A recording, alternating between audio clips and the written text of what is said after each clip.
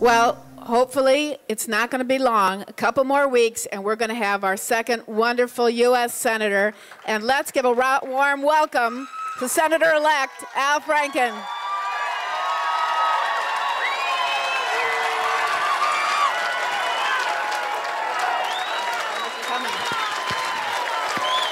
Thank you all.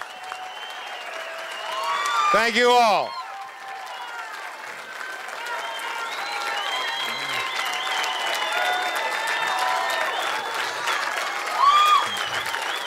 Thank you, Janet.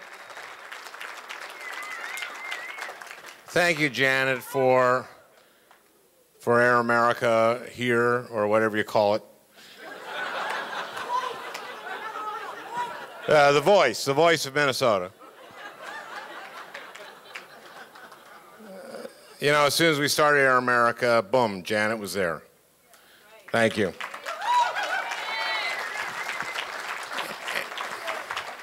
And, you know, I feel coming to this, the Blue State Ball that this is my base.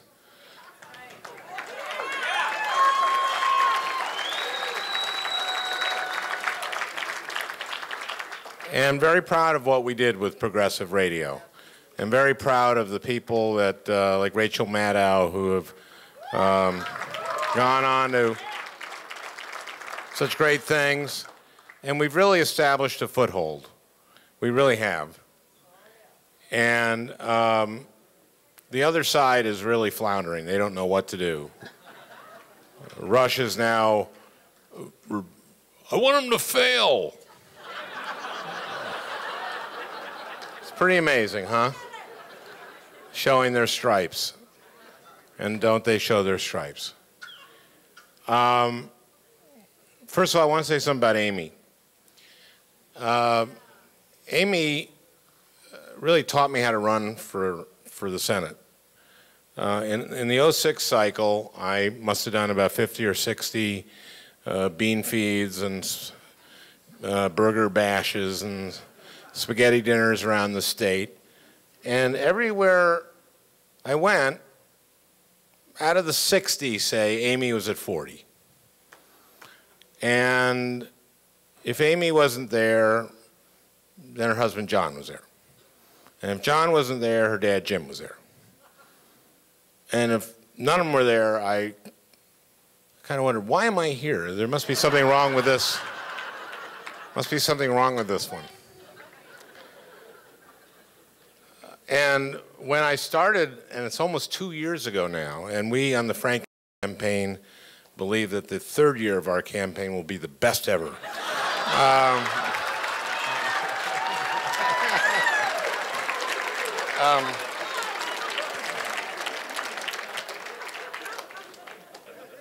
But when I started 2 years ago, I said, no one will work harder for this Senate seat than me because Amy Klobuchar isn't in the race. And Franny and I worked really hard, and we're really proud of that.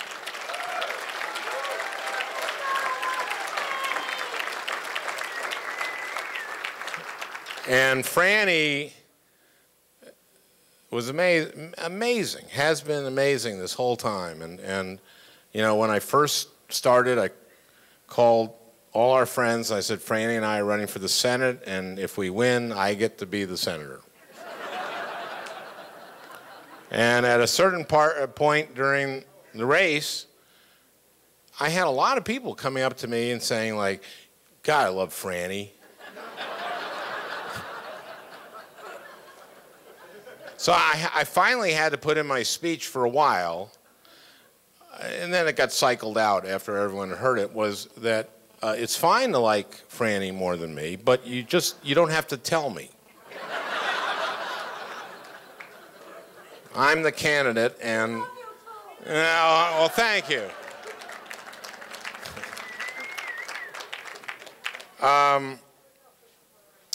What an amazing week. Franny is here. Where are you, honey?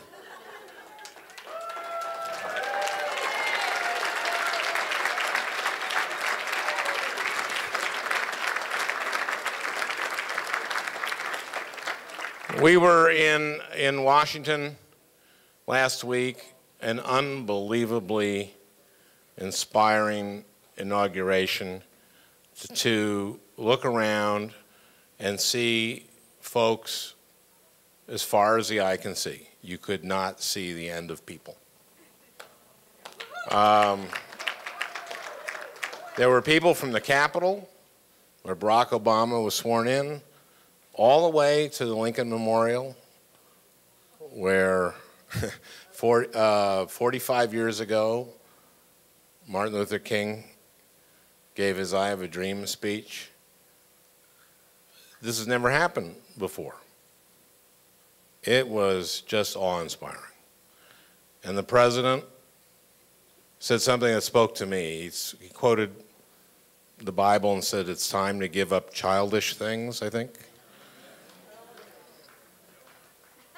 And it made me think about what I'm doing and the transition I'm making.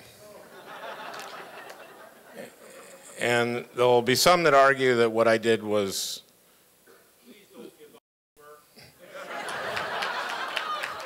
no, the gentleman said, please don't give up humor. I've lost my sense of humor.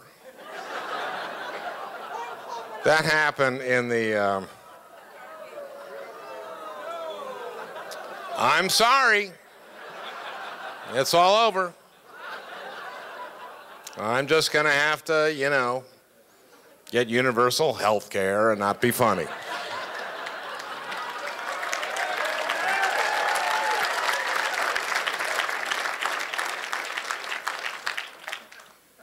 And early childhood education.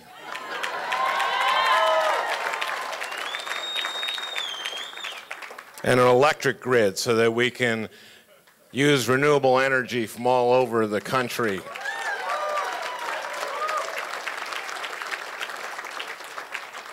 And use our leverage over the automobile industry now that we're bailing it out to change it and go to electric cars and electric hybrids.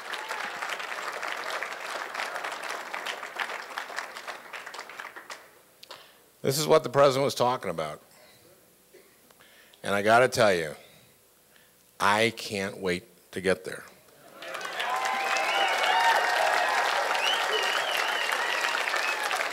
Now, you want to know where we are on the recount and what's going on? Okay, basically, this is what's happened. We won the recount.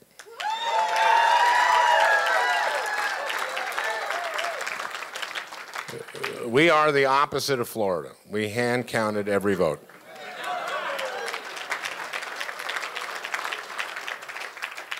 Norm Coleman, the day after I was certified as the winner of the recount, filed what's called a contest in court, and the trial of that starts on Monday. And we believe from reading their filing and from hearing their arguments in court that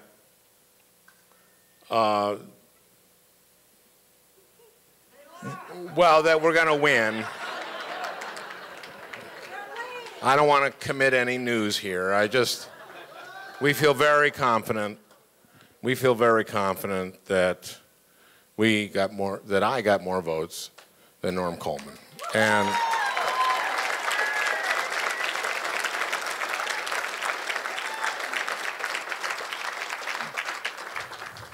And I wrote Al Gore. Al Gore has been so great to me in our campaign. He's done 4 events for us.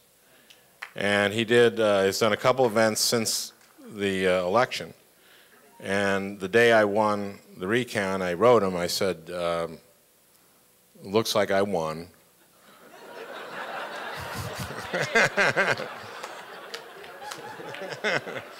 said, it seems I got more votes. And that's the way it's supposed to work, isn't it? And no one laughed harder than Al. Anyway.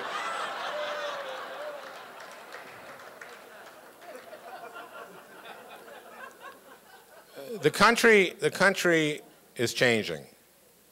That's what we're talking about. It's changing. And we've been a big part of this, I like to think. I really do. Janet, you've been a part of this. You've been a big part of this.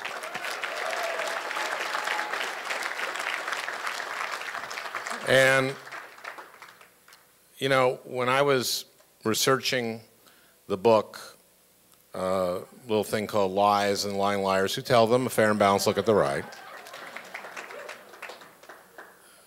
This was in 2003. I read a Gallup poll that said that 26% of Americans say they get most of their news from talk radio, and that meant Rush Limbaugh and Sean Hannity and those guys.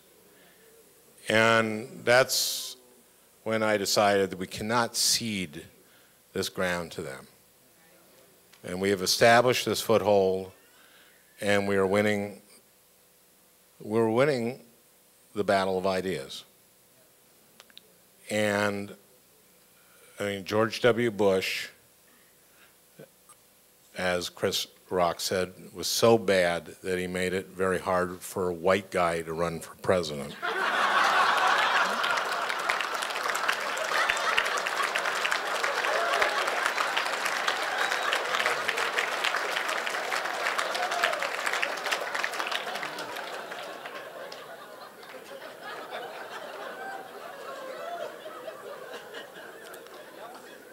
But I got to tell you, we picked the right guy. We voted for the right man for president.